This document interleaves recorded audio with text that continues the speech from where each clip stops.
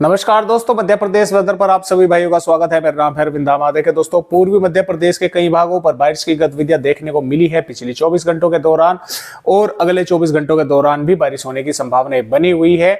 और देखिए, सिस्टम जो है इस समय जो सर्कुलेशन है वो झारखंड के आसपास के भागों पर है, लगातार आगे की तरफ बढ़ रहा है, लेकिन ये थोड़ा थोड़ा ताकतवर भी होता जा रहा है। यानी कि ये जब मध्य प्रदेश के भागों पर पहुंचेगा, ये लगभग लो प्रेशर एरिया की श्रेणी में जो है पहुंच सकता है। तो बारिश कई भागों पर जबरदस्त ये कर सकता है। इसके अलावा जो एक सर्कुलेशन है, यानी कि वो इस समय दक्षिणी पंजाब के आसपास के, यानी कि उत्तरी राजस्थान और पश्चिमी पंजाब के भागों पर ये बना हुआ है। अब हो क्या रहा है, इस सर्कुलेशन की वजह से जो इधर से अरब सागर का मॉइस्चर है वो मध्य प्रदेश के भागों पर पहुंच रहा है। इधर बंगाल की खाड़ी से नमी आ रही है, तो मॉइस्चर आने की वजह से और सर्कुलेशन नजदीक होने की वजह से एक तो कई भागों पर हवा की रफ्तार थोड़ी सामान्य से अधिक देखने को मिल रही है, और मॉइस्चर आने की वजह से बादल बन रहे हैं, और बादल बनने की वजह से बारिश की गतिविधियां हो रही हैं। कभी पूर्वी मध्य प्रदेश के भागों पर, कभी उत्तरी भागों पर। हालांकि पिछले 24 घंटों के दौरान उत्तरी भागों पर बारिश की गतिविधियां अच्छी देखने को मिली है। तो इस तरह से मौसमी सिस्टम है, और ये बारिश जो है मध्य प्रदेश के भागों पर अभी लंबी चलने की इनकी संभावनाएं जो है वो नजर आ रही है। ऐसा नहीं है कि 1-2 दिन की बारिश है, लंबी जो है वो चलेगी। वो बात अलग है कि अलग अलग इलाकों पर होगी, कभी उत्तरी पर, कभी पूर्वी पर, कभी दक्षिणी पर, कभी पश्चिमी पर, वो बात एक अलग है, लेकिन बारिश चलती रहेगी लंबी। तो आइए अब देखते हैं कि 9 अगस्त में मध्य प्रदेश का किस तरह का मौसम रहेगा। लेकिन उससे पहले मैं थोड़ा सा आप सभी भाइयों को यहाँ पर आंकड़े दिखलाने की कोशिश करता हूँ। देखिए, अनूपपुर के भागों पर पिछले 24 से 36 घंटों के दौरान 21.6 मिलीमीटर बारिश हो चुकी है।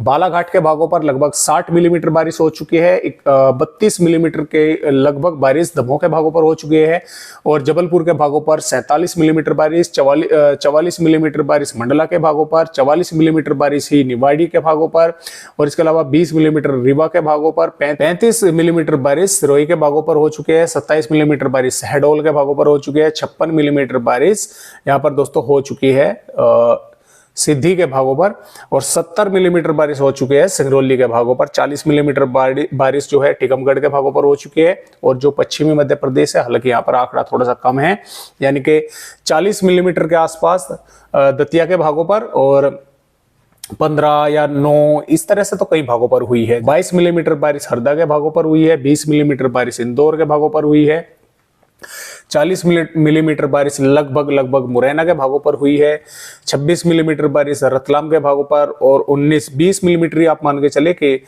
श्योपुर के भागों पर हुई है, और 31 मिलीमीटर बारिश शिवपुरी के भागों पर जो है देखने को मिली है। हालांकि 7.4 उज्जैन के और 0.2 विदिशा के भागों पर, यानी कि ना होने के बराबर ही आप मान सकते हैं। तो इस तरह से बारिश की गतिविधियां कई भागों पर हुई है, लेकिन कई भाग ऐसे बचे हुए हैं कि जिन पर, जैसा कि खरगोन पर 0.6, और यहाँ पर मंदसौर के भागों पर 0.2, यहाँ पर ना होने के बराबर ही जो है, नीमच के भागों पर भी ना होने के बराबर हुई है, रायसेन के भागों पर भी, और यहाँ पर राजगढ़ के भागों पर भी यहाँ पर बारिश की गतिविधियां ना होने के बराबर ही है, क्योंकि 0 पॉइंट कुछ पर यहाँ पर बारिश हुई है। तो इस तरह से ये आंकड़े हैं दोस्तों। और आइए अब देखते हैं कि यहाँ पर आने वाली जो हम बात करेंगे वो करेंगे 9 अगस्त की। 9 अगस्त में मध्य प्रदेश के किन किन भागों पर बारिश होने की संभावना है। तो देखिए दोस्तों, मध्य प्रदेश के कुछ ही भागों पर बारिश होने की संभावना बनेगी आने वाली 9 अगस्त में। जैसे कि यहाँ पर भिंड, ग्वालियर, मुरैना, दतिया, श्योपुर, शिवपुरी, टीकमगढ़ से लगाकर भोपाल, विदिशा के आसपास के और सागर के भागों पर हल्की या हल्की से मध्यम दर्जे की बारिश देखने को मिल सकती है। वो बात अलग है कि कुछ भागों पर, जो मैंने जिले बताए, इन भागों पर कुछ समय के लिए तेज बारिश का जो है झोंका अच्छा खासा देखने को मिल जाए। टीकमगढ़, छतरपुर, पन्ना, सतना, रीवा, सिद्धि, सिंगरौली के आसपास के भागों पर भी बारिश होने की संभावना जो है हल्की या हल्की से थोड़ी बहुत अधिक की नजर आ रही है। और जो बात करें बादलों की आवाजावी की, और यानी कि कुछ भागों पर बारिश भी हो सकती है, तो वो उमरिया, शहडोल, अनूपपुर, डिंडोरी, मंडला, बालाघाट, जबलपुर, बैतूल, नीमच, मंदसौर, रतलाम, उज्जैन, धार, अलीराजपुर, बड़वानी, बुरहानपुर के, खंडवा के भागों पर, और यहाँ पर क्या होगा कि राजगढ़ के और नीमच, मंदसौर, आगर मालवा के भागों पर भी यहाँ पर क्या होगा कि बादलों की आवाजावी लगी रहेगी। कभी घने बादल आ गए, कभी हल्के बादल हो गए, कभी कुछ भागों पर धूप भी देखने को मिल गई, और कभी अधिक बादल आकर बारिश की गतिविधियां भी होगी। कहीं पर हल्की फुल्की रिमझिम फुहारें हो गई, या कहीं पर हल्की से मध्यम दर्जे की होगी। तो इस तरह की संभावनाएं इन भागों पर, पूर्वी और पश्चिमी भागों पर नजर आ रही है। और ऐसा भी नहीं है कि बाजी भर अधिक बादल आ जाते हैं, तो हल्की से मध्यम दर्जे की बारिश भी कुछ भागों पर हो जाती है। ऐसा नहीं है कि सिर्फ हल्की फुल्की बारिश रहेगी, क्योंकि मेरे यहाँ पर आज बारिश की बागपत जिले पर कोई संभावना नहीं थी। मैं पश्चिमी उत्तर प्रदेश के बागपत जिले से हूँ, लेकिन धूप भी निकली रही और बारिश की गतिविधियां हल्की से मध्यम दर्जे की मेरे यहाँ पर अभी पिछले 1 घंटे के दौरान जो है हुई है। तो ऐसा नहीं है कि बारिश की गतिविधियां यानी कि यहाँ पर भी कुछ भागों पर हो सकती है, मतलब संभावनाएं बन सकती हैं।